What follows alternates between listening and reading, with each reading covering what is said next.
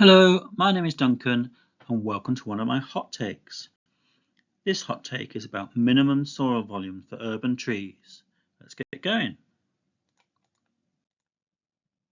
First, I have to define the issue and give it some context. Urban soils. I always put the word soils in quote marks when it comes to urban areas, as they're very often not at all like normal native soil profiles.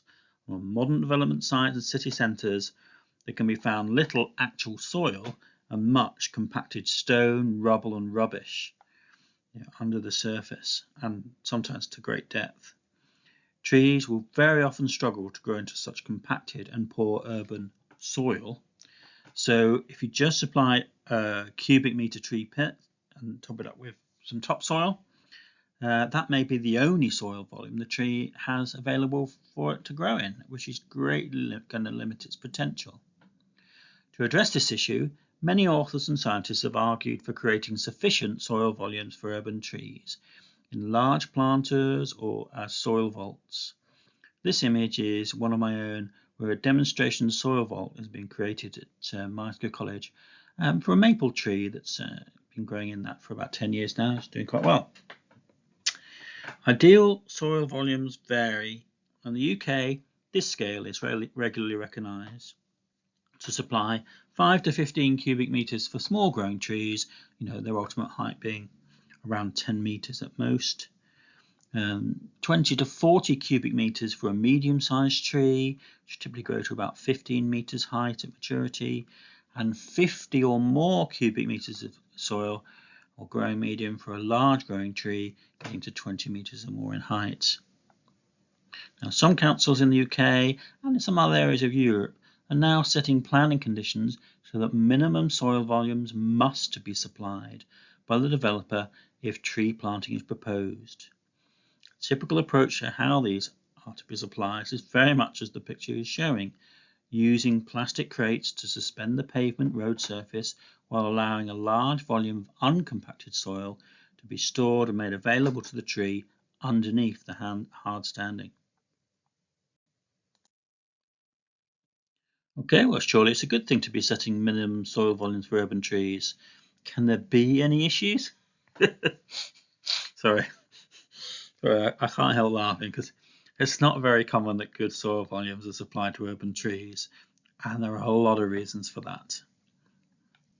I would say first, a bit more of a trivial problem in some respects, is that most literature has a focus on soil volumes for trees, but the focus on the quantity of the soil made available for the trees being planted, whereas I think there needs to be more of a focus on both quantity and quality to get the most out of this approach to planting trees.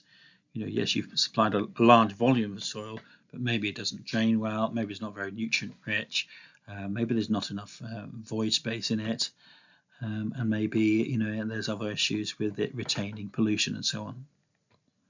Part of the quality issue, especially for street trees, there does need to be a good consideration of the inputs and outputs from the artificial soil volume that's created. Water levels need to be controlled, for example, so that excess water drains away, but sufficient water is led into and retained in the soil volume through the growing season. Additionally, pollutants, and in colder countries de-icing salts, may need to be accounted for too, excluded from entering the soil volume or flushed through that soil volume so as not to contaminate the soil volume and or kill the tree. Design techniques and experience are accumulating on these issues, but what holds this back from being a mainstream method of urban tree establishment essentially is the very large costs involved in putting these large soil volumes in place.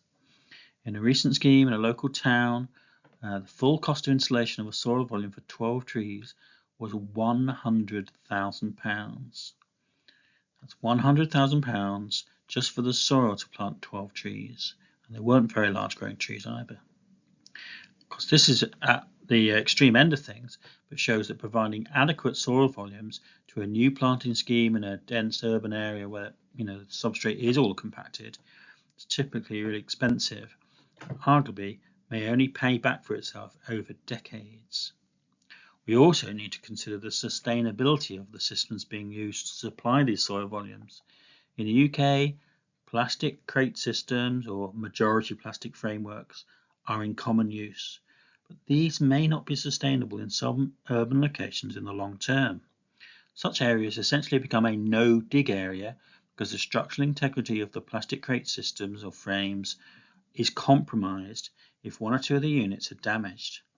Along city streets, the demand to put in more underground utilities is likely to come to conflict with some of these plastic crate installations over the years. So for those instances, that will become a problem. In addition, I'd like to see data about how much how much and how often the microplastics are being shed from these systems into the local water table over time. In contrast, the image on this slide shows an installation of cherry trees in Copenhagen in Denmark. They are being grown in a strip of tree soil, which is a mix of larger stones, gravel and soil with lots of pore spaces. Sometimes they chuck in some biochar too.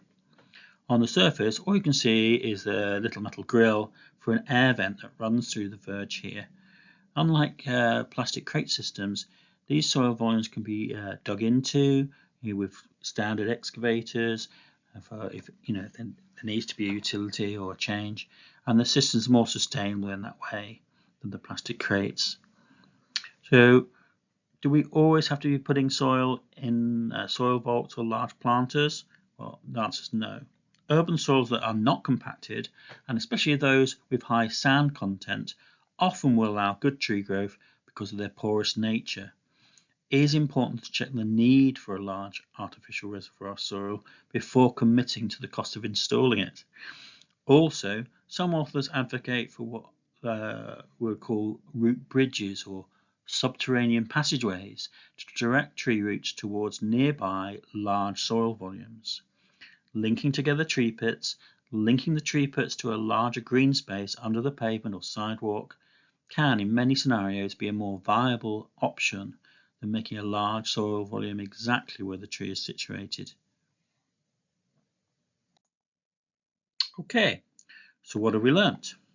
Trees placed in very limited soil volumes are not going to give us their lovely benefits of shade, air and water filtration, carbon capture and so on.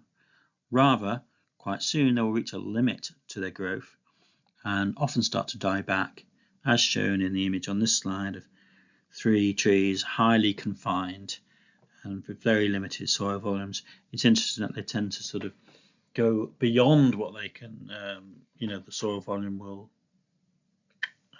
support, and then they die back. As you can see, all 3 of these trees have dieback to them. The idea of artificial provision of grow medium for street trees and other urban trees, well, it's taking a foothold in the UK and elsewhere. There are a number of ways to do it, and there are still people doing bespoke schemes, one-off schemes, and some people trying to work at less expensive schemes. As retrospectively fitted soil vaults supplying good quality and large soil volumes is expensive, very expensive, which could hold back street tree provision if we go that way entirely. So even if we consider it as an investment into the future, it is a costly one. A variety of systems being trialled and experimented with, and hopefully some might come to reduce costs. Which highlights one of our key failings as urban foresters. Where we can, we should be looking to preserve native soils in the urban environment, not just in parks and gardens, but anywhere we find them. These are our trouble-free tree planting areas for the future at little cost, and urban foresters should take on the role of guardians of the soil more often. Further to that point, if we do have some native soil volumes kicking around in an urban area, linking our newly planted trees in hard landscaping to those soil volumes may be a more cost-effective way for growing larger trees, where it's possible to make those links, of course. Thanks for listening to my hot take. Talk again soon.